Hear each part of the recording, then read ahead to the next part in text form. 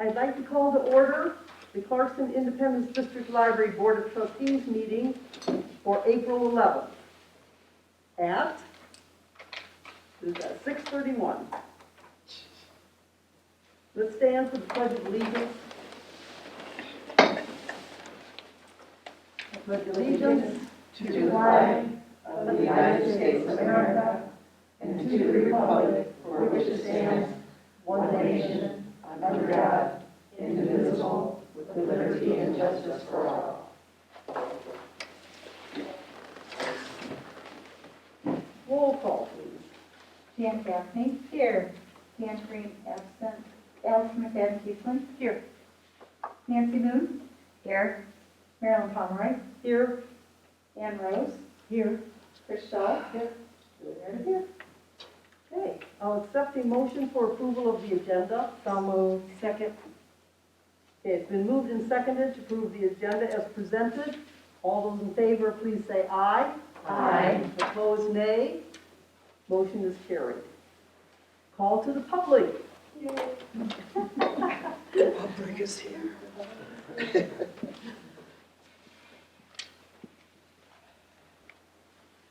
Good evening.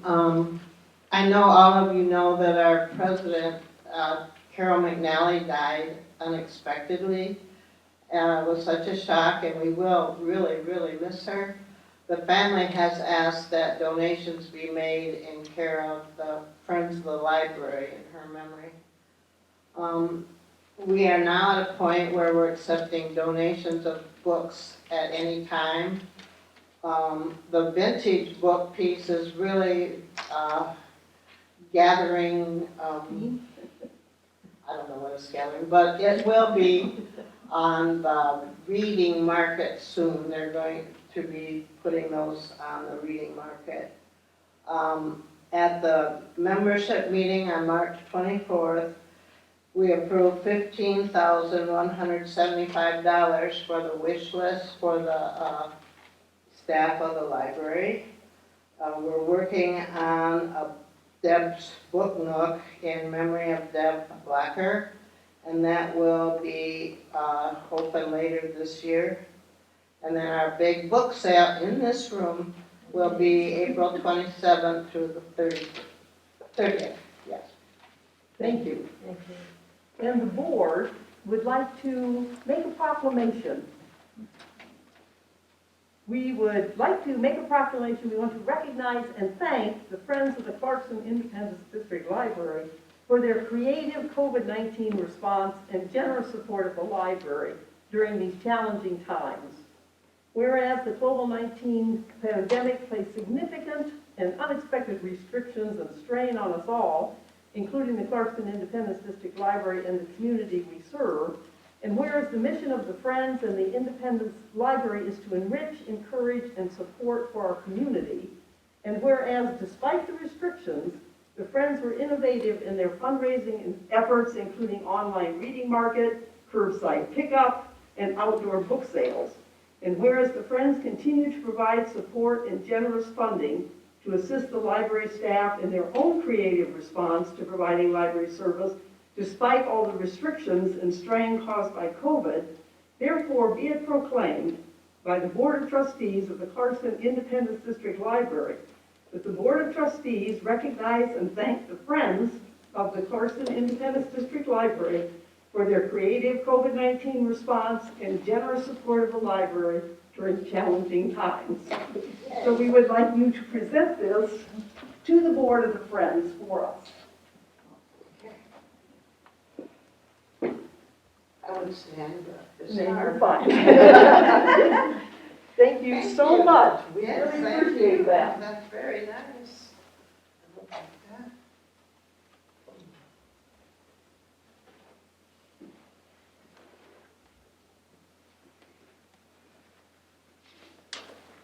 Now we will close the call to the public, and I'll accept a motion for the consent agenda. I move that we accept the consent agenda as presented. I'll second. Anybody wish to identify any of the 7 items? If not, all those in favor, please say aye. Aye. Those opposed, nay. Motion is carried. Library statistics. Well, unfortunately, we do not have a statistical report this evening because the first was Friday, and the person who gathers the statistics was on vacation last week and was unable to get everything compiled by this evening, so I apologize, I don't have a statistical report for you tonight. But we will catch up on that next month. All right, in that case, we will be ready to hear the library director's report. Okay. So my first item on my report is that we were all shocked and saddened by the passing of Carol McNally, president of the Friends of the Library. We are going to work with the family to gather those memorial donations and do something that will be an honor to her, and that would be something that she would like and would be meaningful and lasting. So just I wanted to reassure the board that we will be working on that in the coming weeks.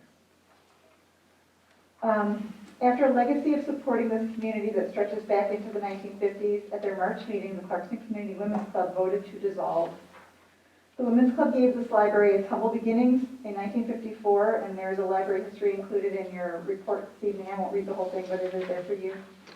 And their articles of incorporation indicate that any funds remaining will be transferred to the library.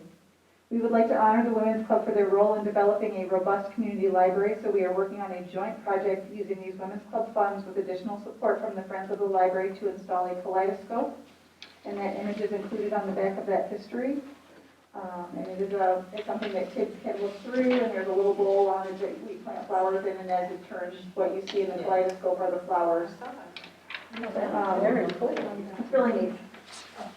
We will include a plaque recognizing the Clarkson Community Women's Club vision in establishing the library and its continued support throughout the years.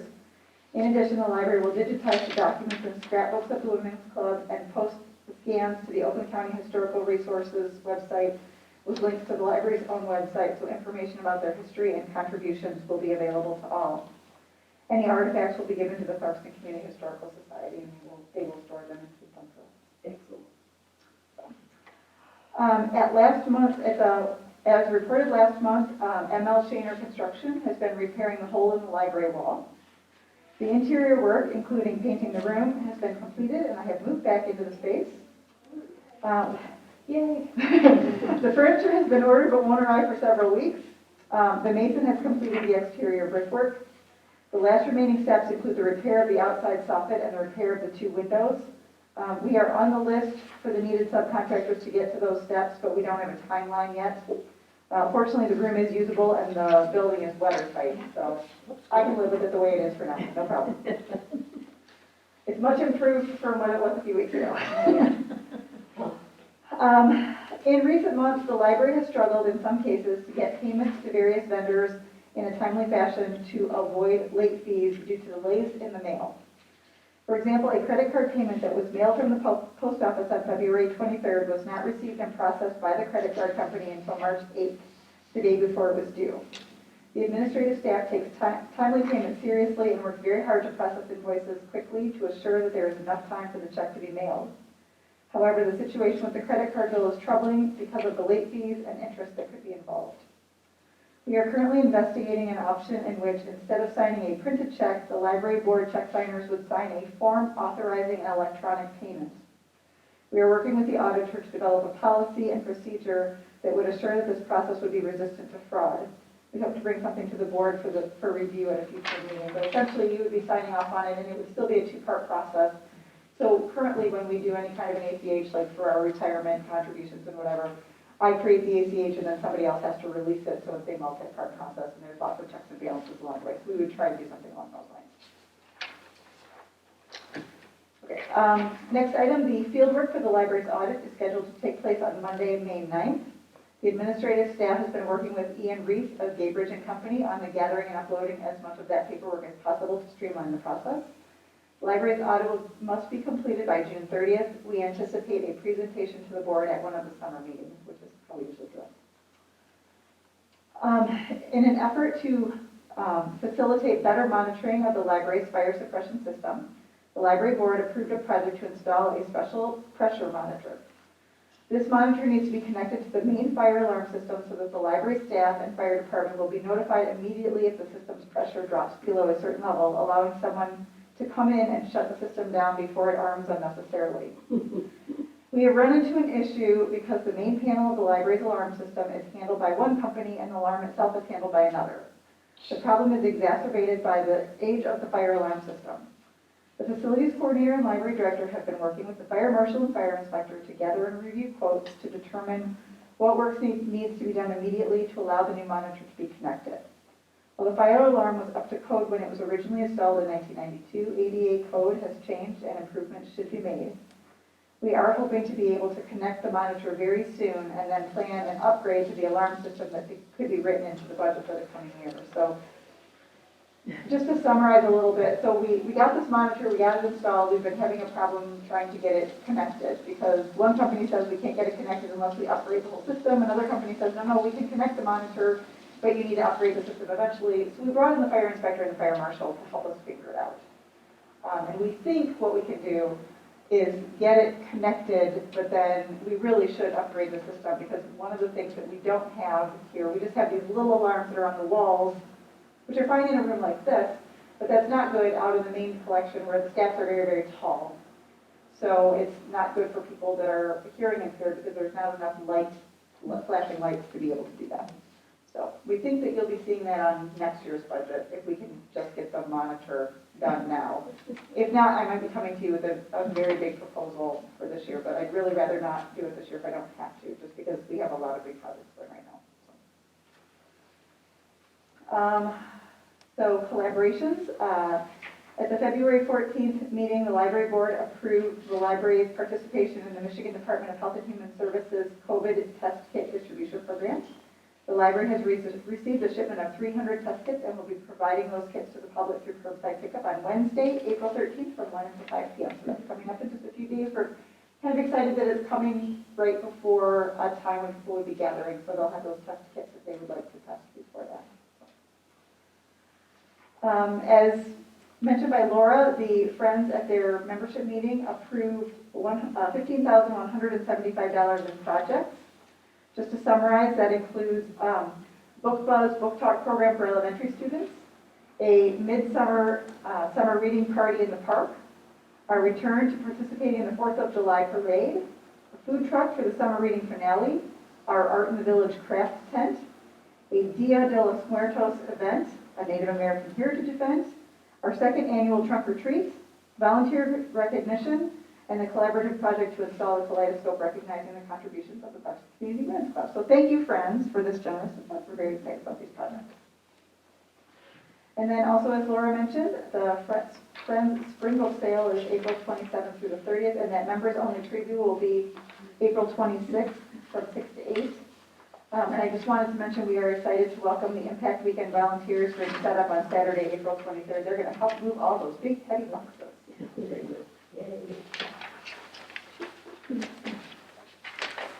Any questions about any of that? What were the dates for the sale? April 27th through 30th. It's been a busy time. It has been a busy time. It's a short agenda, but a long report. All right, to regular business. Let's deal first with number 1, the request for out-of-state travel. The Clarkson Independent District Library strives to provide continuing education to staff. Circulation is an area that does not often find robust training opportunities, but it was discovered that there is a conference for managers and staff in access and circulation in Madison, Wisconsin on October 3rd and 4th of 2022 called Back in Circulation Again. Chris Nato, who is our head of circulation, decided that our journey to become a fine-free library included some unique elements because we struggled to address what to do in lieu of fines to assure materials that are in high demand are still returned in a timely fashion, a concept that was not adequately addressed in most sessions about going fine-free. He felt some of the conversations we had and the solution that we devised, which is going well, was information worth sharing. Chris submitted a proposal to present on this topic. His proposal was accepted, and as a presenter, his $300 registration fee will be covered. This would leave the library with only the responsibility to cover travel, lodging, and meals, and we estimate that that would be about approximately $850. The value of an opportunity to present at this conference, as well as the knowledge that can be gained from a circulation-specific sessions that are not common at other conferences such as MLA, should be well worth the investment. And so we are asking, there is adequate money in the library conferences and workshops line item. So we are asking for Chris to be able to go for out-of-state travel. I think it's important because we've done none of this during COVID. And our goal as a board was to encourage our staff and our director to be involved in state organizations and in larger library discussions and presentations. So our group worked very hard on this plan to be fine-free while still having accountability. And so we're pleased that Chris made the decision to apply and was recognized. So I was Very excited. And I was going to make much the same comment as that, because we have encouraged for the staff to be more involved in the bigger arena. And this is an important step in that, and I was really happy to see this. I'm very excited for him. There are not a lot of opportunities for your heads of circulation to go out and do things like this, so I was very excited. I'm the one who stumbled on the conference, and when I sent it to him, he was very excited to go. And then when he said that they were asking, he saw that they were asking for proposals, and the deadline was still pending, and he said, do you think I could just send in my presentation about this? And I said, absolutely, let's see if we can get in. So, And it will help with the libraries, which is spectacular. Right, which we're taking the leadership role, and that's one of the goals that the board had, was that we should be taking the leadership role, so. Absolutely. Hooray.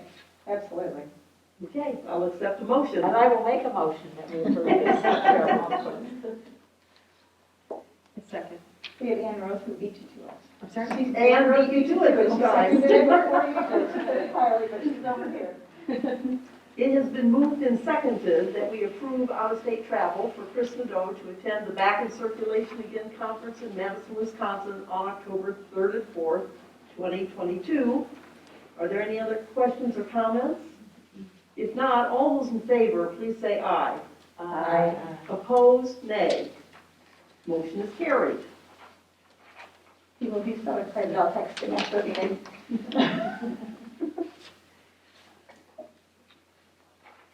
And there was information on the conference in our packet also. Yeah. It looks like it's going to be a really good conference. I like the name Back in Circulation again. I like it, yeah.